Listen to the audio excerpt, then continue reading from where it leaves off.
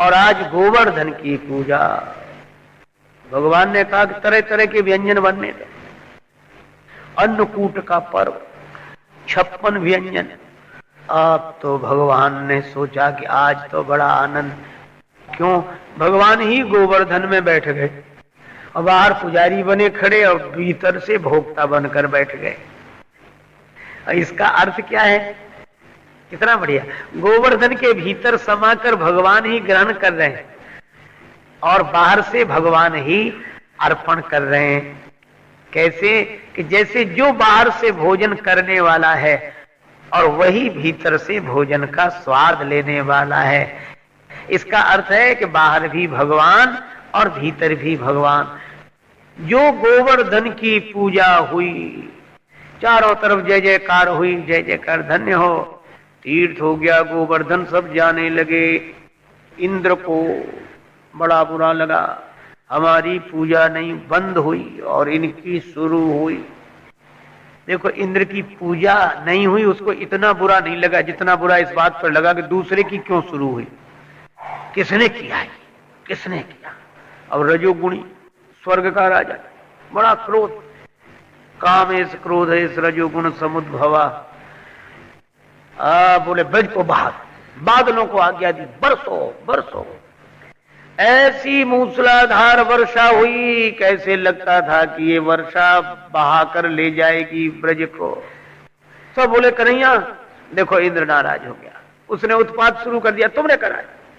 तुम कन्हैया बोले चिंता मत करो, हमने पूजा बंद कराई है, जिम्मेवारी भी हमारी है। और भगवान ने क्या किया? बोले गोवर्धन बाबा की पूजा की है। हाँ, बोले वही रक्षा करेंगे, चलो। भगवान ने कहा उठाओ गोवर्धन को। कौन उठा सके? गोवर्धन को उठाओ।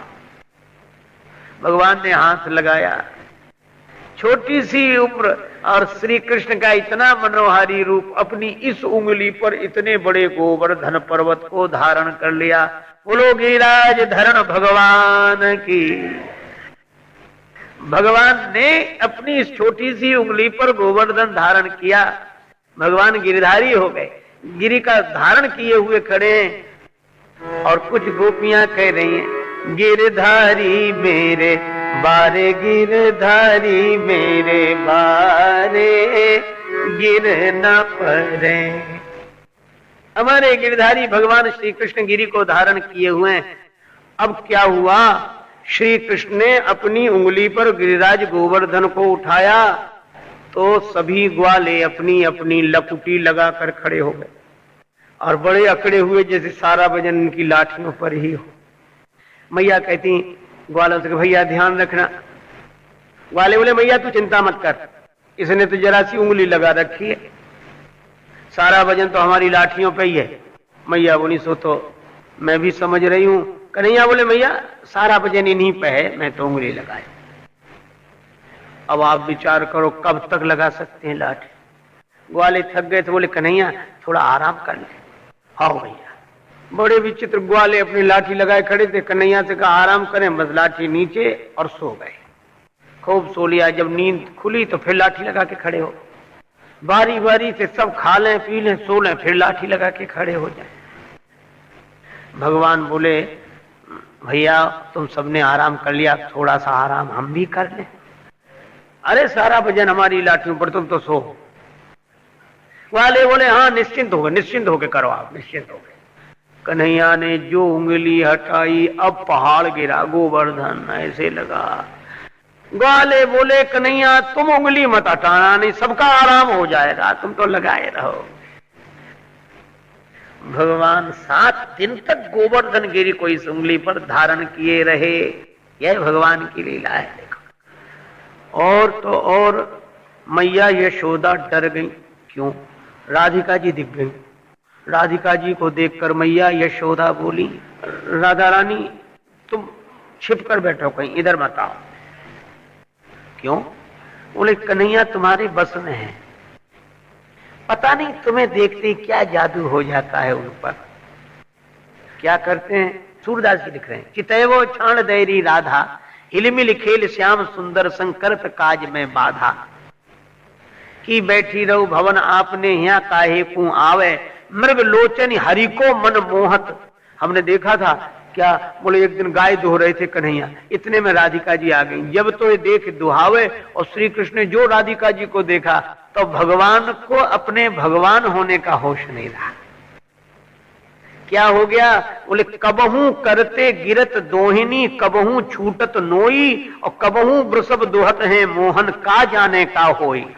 और कौन मंत्र तू जानत हैरी, पढ़ी डारत हरिगात, सूर श्याम को धैनु दुहन दे कहत यशोदा मात। लेकिन आज तो गोवर्धन उठाए, तो मैया को यही चिंता है कि राधिका जी के देखने से उस दिन तो दोहिनी मटकी ही गिरी थी, वो आज कहीं ये गिरा। तो यशोदा जी राधिका जी से कहती हैं, भ्रकुटी कमान तान फिरत अनोखी कहां, कहत किशोर कोर कज्जल भरे हैरी, तेरे दृग देख मेरो लाला डिरात, अबे मगवा निगोड़ो उते रोस पकड़े हैरी, कीरत किशोरी है दुलारी वृषभानु जू की, मेरो कहो मान तेरो काह बिगड़े हैरी, चंचल चपल ललचो है चख रोक तोलो, जोलो गिरधारी गिरी नख पे धरे हैरी। जब तक भगवान गोवर्धन धारण किए तब तक उधर मत देख, ऐसे कर। भगवान ने देखा कि इंद्र भी त्राही त्राही करते हुए आया, क्षमा मांगी। भगवान ने इंद्र का मान मर्दन किया। और इसी तरह भगवान की ललित लीलाओं में एक लीला, और वह संक्षेप में हम लोग विचार करें। भगवान ने सोचा जमुना मैया की पूजा तो कराते हैं, पर जमुना जी के भीतर जो विकार है उसको विनाश करना चाहिए।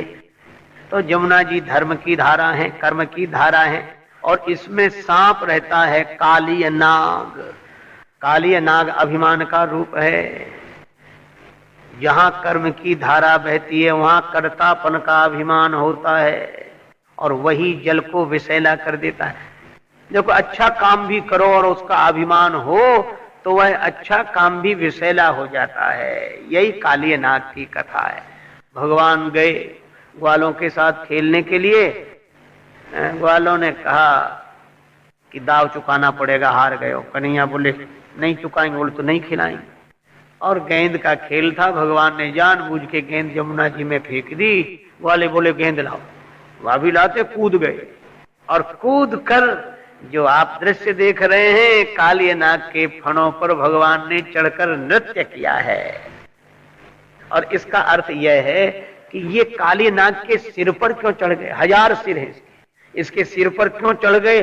बोले इसलिए चढ़ गए, ये अभिमान का रूप है, और अभिमान के कारण ही व्यक्ति सिर उठाता है।